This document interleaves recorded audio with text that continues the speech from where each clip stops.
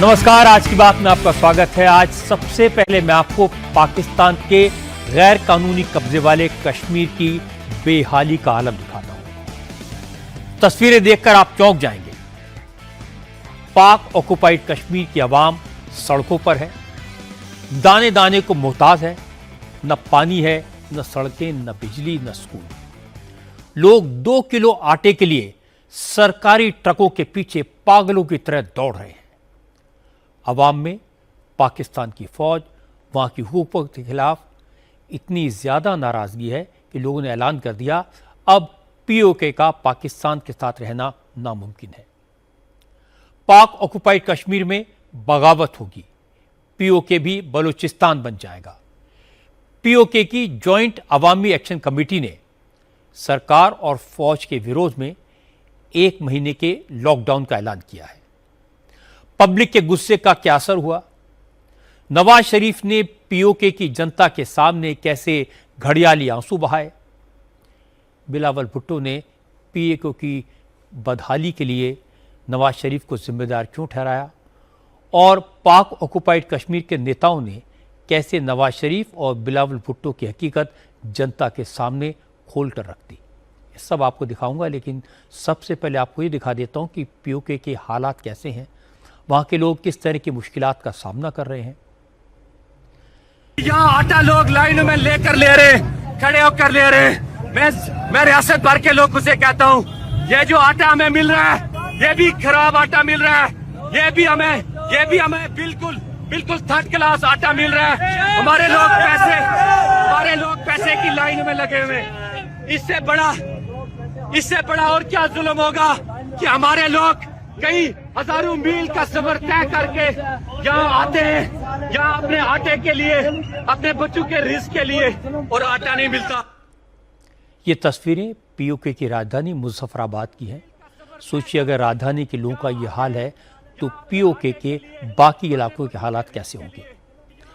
मुजफ्फराबाद में महीने में 1 बार सरकारी राशन का ट्रक आता है, लोगों को आटा दिया जाता है। आटा लेने के लिए सैकड़ों लोगों की भीड़ जुटती है, लेकिन ज्यादातर लोग घंटों तक इंतजार करने के बाद खाली हाथ लौटते हैं। जिन लोगों को आटा मिलता भी है वो आटा खाने लायक नहीं होता, इसलिए लोगों में बहुत गुस्सा है।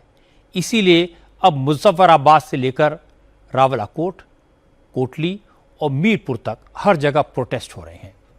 लोग रात भर सड़कों पर प्रोटेस्ट करते हैं। हर जगह पाकिस्तानी हुकूमत और फौज से आज़ादी की मांग हो रही है। पाक ऑक्युपाइड कश्मीर के लोगों का कहना है कि या तो उन्हें मुकम्मल आज़ादी दी जाए, उनके हक दिए जाएं, जनता को सहूलियतें दी जाएं, वरना पीओके पाकिस्तान से अलग हो जाएगा।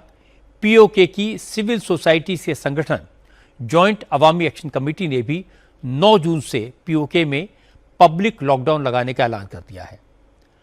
अवामी एक्शन कमेटी के अध्यक्ष शौकत नवाज मीर ने लोगों से अपील की है कि वो 1 महीने का राशन और दूसरे जरूरी सामान अपने घर में जमा कर लें, वरना लॉकडाउन के दौरान दिक्कत हो सकती है। शौकत नवाज मीर ने कहा कि अब उनके इलाके के लोग पाकिस्तान से आर पार की जंग लड़ेंगे, क्योंकि जो जुल्म पाकिस्तान पीओके पर कर रहा है वो अब बर्दाश्त के बाहर है।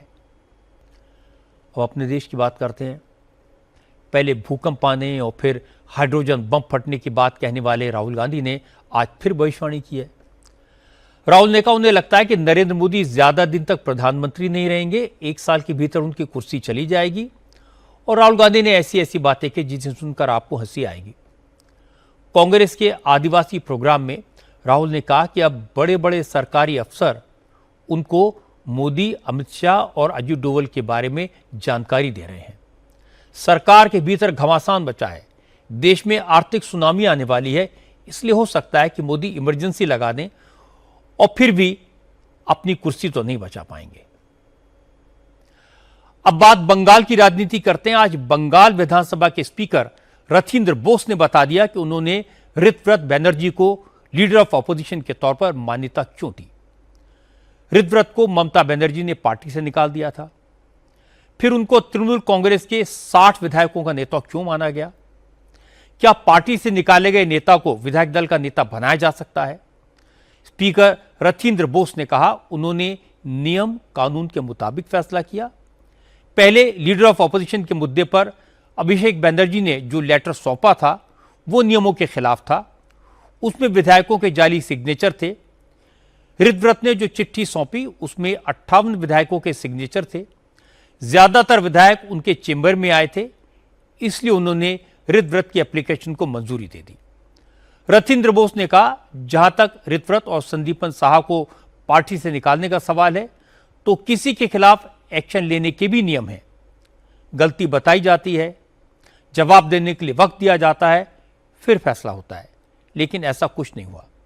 रथिंद्र बोस ने कहा कि तृणमूल के 58 विधायकों ने कहा है हृदव्रत बैनर्जी पार्टी के ही विधायक हैं, उन्होंने पार्टी के खिलाफ कोई गलत काम नहीं किया है, सिर्फ सच बोला है, इसलिए उन्होंने हृदव्रत को तृणमूल का ही विधायक माना। हालांकि आज इंडिया अलायंस को एक और झटका लगा।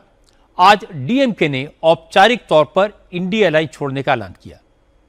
डीएमके ने साफ साफ कहा 8 जून को होने वाली अलायंस की बैठक में डीएमके के नेता शामिल नहीं होंगे।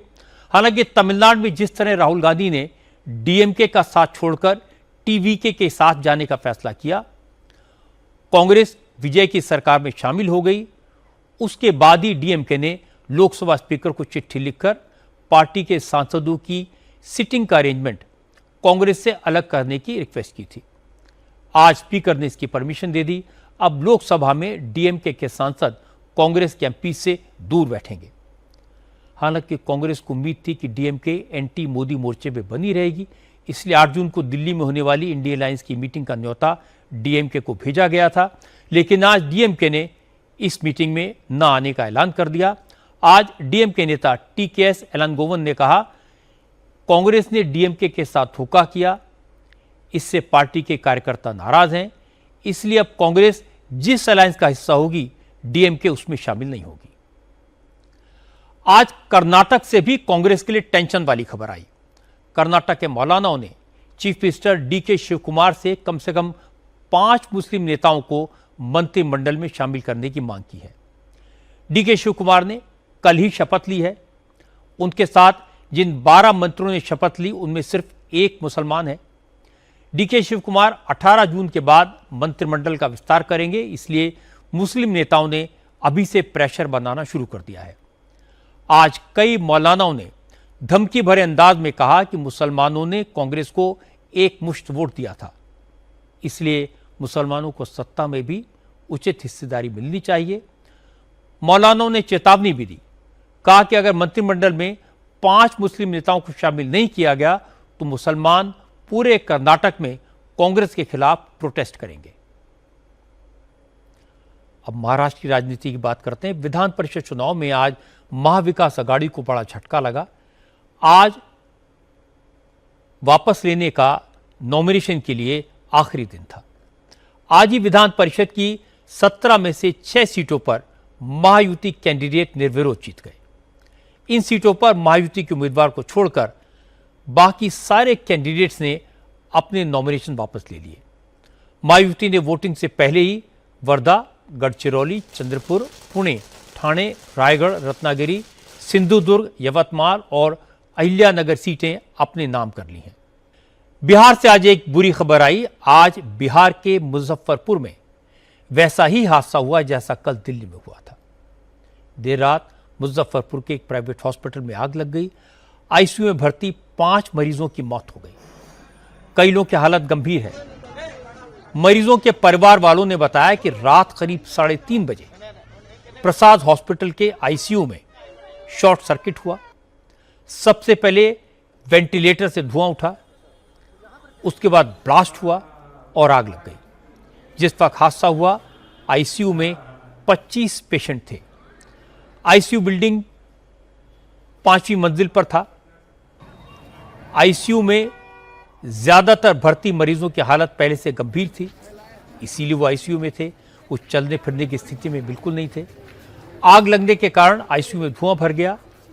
कमरे की सारी खिड़कियां सील्ड थी, इसलिए ज्यादातर मरीज दम घुटने से बेहोश हो गए। इनमें से 5 लोगों की दुखद मौत हुई। इसी तरह का हादसा कल दिल्ली में हुआ था।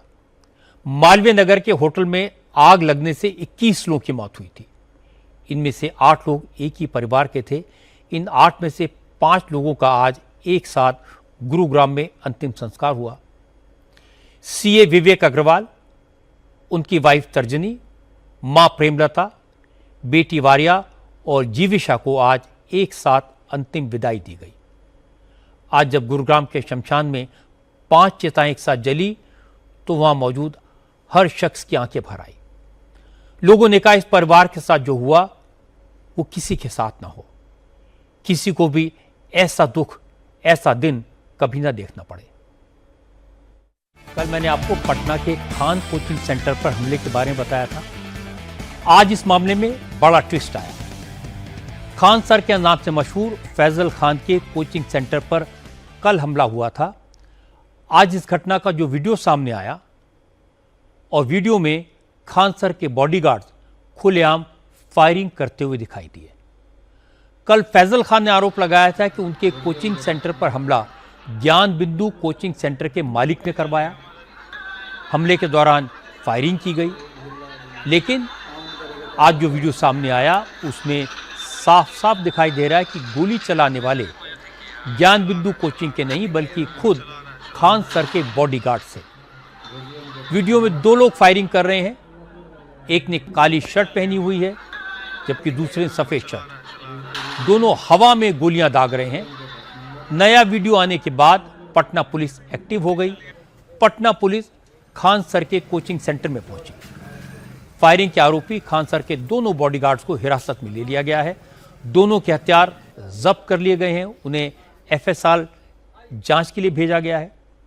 पुलिस ने खान सर से भी कोचिंग के अंदर पूछताछ की। उधर ज्ञान बिंदु कोचिंग के संचालक रोशन आनंद की गिरफ्तारी से छात्र काफी गुस्से में हैं। फायरिंग वाला वीडियो सामने आने के बाद छात्रों ने कैंडल मार्च निकालकर प्रोटेस्ट किया, खान सर के खिलाफ नारेबाजी की। ईरान के खिलाफ युद्ध को लेकर अमेरिका के प्रेसिडेंट डोनाल्ड ट्रंप को थोड़ा झटका लगा है। अमेरिकी कांग्रेस ने एक प्रस्ताव पास करके ईरान के खिलाफ जंग खत्म करने और अमेरिका की फौज को वापस बुलाने की मांग की है। यह प्रस्ताव अमेरिकी कांग्रेस के लोअर हाउस ने 208 के मुकाबले 215 वोट से पास कर दिया, जबकि हाउस ऑफ रिप्रेजेंटेटिव्स में रिपब्लिकन पार्टी की मेजॉरिटी है। फिर भी यह रेजोल्यूशन पास हो गया क्योंकि ट्रंप की अपनी रिपब्लिकन पार्टी के 4 सांसदों ने इस प्रस्ताव के पक्ष में वोट किया।